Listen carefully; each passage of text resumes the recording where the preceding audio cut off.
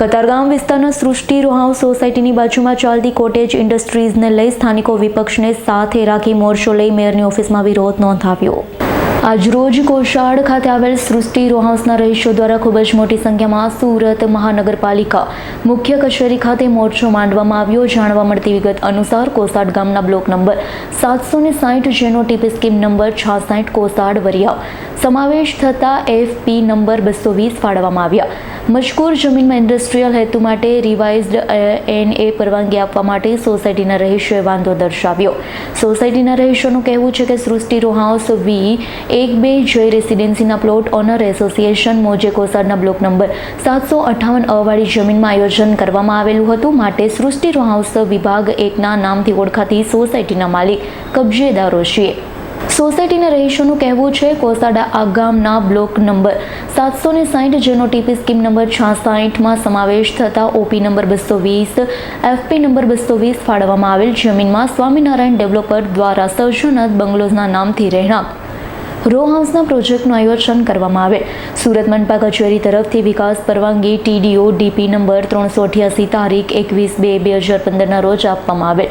સદ્દર સોસાયટીમાં પાલિકા દ્વારા બિનખેતી યાને એનએની પરવાનગી આપવામાં આવેલ, પરંતુ સોસાયટીના રહીશોની જાણમાં આવ્યું સદર રહુ જમીનમાં એનએ તથા રહેણાંક પરવાનગી હોવા છતાં યેનકેન પ્રકારે ઇન્ડસ્ટ્રીયલ પ્રકારનું બાંધકામ કરવાનું આયોજન કરવામાં આવી રહ્યું છે। આ મુદ્દે સોસાયટીના રહીશ મહેન્દ્ર સેલિયાએ જણાવ્યું હતું આ પ્રકારે રહેણાંક વિસ્તારમાં ઇન્ડસ્ટ્રીયલ બાંધકામને મંજૂરી આપવામાં આવે તો સોસાયટીના રહીશોને ખાસ કરી વડીલ અને બાળકોને અસર થવાની ખાસ સંભાવના છે। બાળકોના સ્વાસ્થ્ય સાથે અભ્યાસ પણ આની આડઅસર પડશે। ઇન્ડસ્ટ્રી આવશે તો ધ્વનિ પ્રદૂષણ, વાયુ પ્રદૂષણ, સ્વાસ્થ્ય સંબંધિત અનેક બીમારી આવી શકે। આવા ઇન્ડસ્ટ્રીયલ વિસ્તારમાં છાસવારે અપ્રિય ઘટનાઓ ઘટતી જોવા મળે છે। સુરક્ષાને લઈને પણ સવાલ ઊભા થશે। સમગ્ર મોરચા દરમિયાન પાલિકામાં સિક્યુરિટી સ્ટાફે પાલિકાનો મેઇન ગેટ બંધ કરી દેતા સોસાયટીના રહીશો ઉશ્કેરાઈ ગયા। તેમનું કહેવું હતું કે અમે વ્યાજબી માંગણીને લઈ મેયરને રજૂઆત કરવા આવ્યા છીએ, પરંતુ સિક્યુરિટી સ્ટાફે તેમને અટકાવતા રહીશોએ ખૂબ જ ઉગ્ર સ્વરે મેયર માવાણીનો પાલિકા કેમ્પસમાં છુરીઓ બોલાવ્યો। સોસાયટીની મહિલાઓ પણ હાથમાં પ્લેકાર્ડ લઈ વિરોધ પ્રદર્શિત કરતા જોવા મળ્યા, જેમાં લખ્યું હતું કે મેયર તમે તમારા ઘરની બાજુમાં ઇન્ડસ્ટ્રી ચાલુ કરવા દેશો તેમ લખ્યું હતું। આ સમગ્ર ઘટનાક્રમમાં અંતે સુરત મનપા વિપક્ષ નેતા પાયલ સાકરિયા, ઉપનેતા મહેશભાઈ અણધણ, પૂર્વ વિપક્ષ નેતા ધર્મેશ ભંડેરી, દંડક રચનાબેન હિરપરા, આપ કોર્પોરેટર ડોક્ટર કિશોરભાઈ રૂપારેલિયા, શોભનાબેન કેવડિયા સોસાયટીના રહીશો સાથે મળી મેયર દક્ષેશ માવાણીને રજૂઆત કરી હતી। સિંગાળા દામજીભાઈ વિઠ્ઠલભાઈ, સૃષ્ટિ રો હાઉસ અમરોલી વિસ્તાર સાઈન રોડ।